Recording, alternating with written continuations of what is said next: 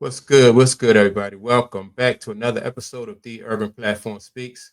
Make sure to like and subscribe as you come into the channel, and also, leave a comment. Let me know what you think about the content. With that being said, I want to speak on a recent post that I came across, and this post just says a lot about LeBron James and the difference between LeBron James and Michael Jordan. So as you can see at the top of the post where you see Karl Malone, it says that Jordan scored 45 points versus this guy, and that's Karl Malone. And Karl Malone was somebody. I mean, he was a serious, a formidable a competitor, a formidable, opponent. And Jordan still gave this guy 45 points. Which in my opinion, you know what I mean? Like everybody didn't give this guy 45 points. It's just that, we talking about Mike. And then when you go down to the guy in the lower part of it, it says LeBron scored 8 points versus this guy, and that's JJ Cabrera. And I think JJ he played for Dallas, and that's when Dallas played LeBron in the championship, and they beat them with Dirk, JJ, Jason Terry, and on those guys, right? And during that series, people said that LeBron James really had a meltdown. You know what I mean? And almost like they had him on lock. Like he couldn't, he didn't play like his usual self during that series. And they said he just basically collapsed.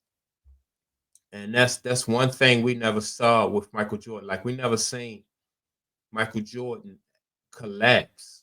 And against this guy like JJ Cabrera, if Mike scored 45 points against Karl Malone and the Utah Jazz, man, I no way the Dallas Mavericks would have put JJ Cabrera on Michael Jordan. I mean, it just wouldn't have, Mike would have been able to score every time down the court.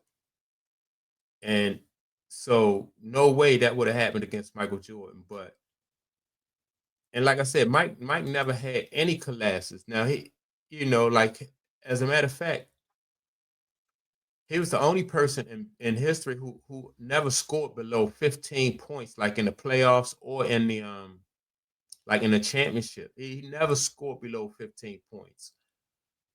And most of the time it was way above. He like I think he averaged over 30 points in the in championship games. So Mike would have had because Mike always raised his average always went up in the championships.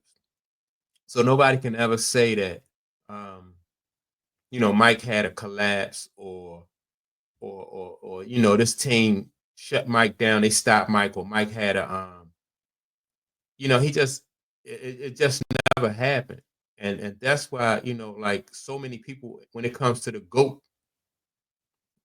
the GOAT debate, people bring up stats like this and just remind people that, like what the difference is between these two guys. Like we shouldn't even really be having this conversation between Michael Jordan, and LeBron James. That don't mean that, like LeBron James is I think LeBron James is a very, very good basketball player, excellent basketball player.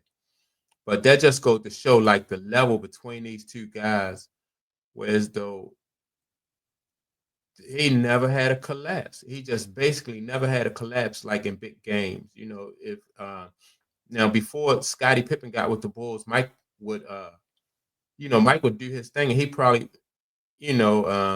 like when it's played against Boston, Mike gave him 63 points. Mike always, even though they lost to Detroit, he always did his thing against Detroit. It was the rest of the team around him at that time who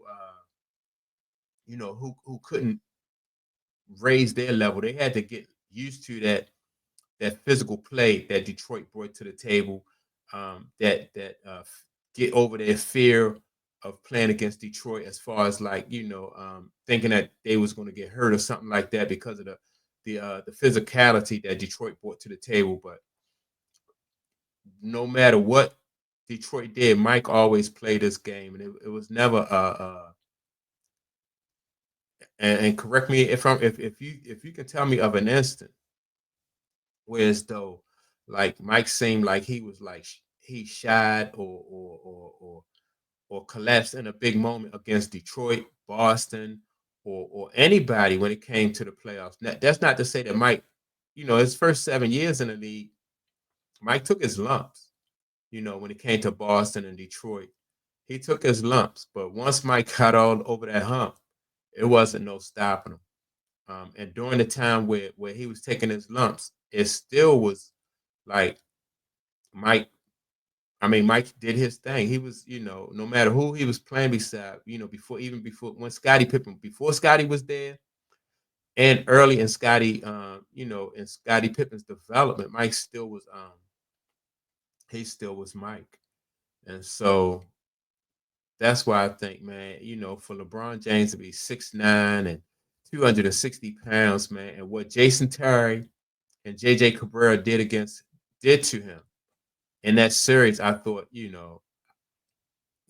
can never really, in my opinion, be considered the GOAT when you let those two guys do. And Jason Terry, I'm not even sure if Jason Terry is 6'2", 6'1", 6'2".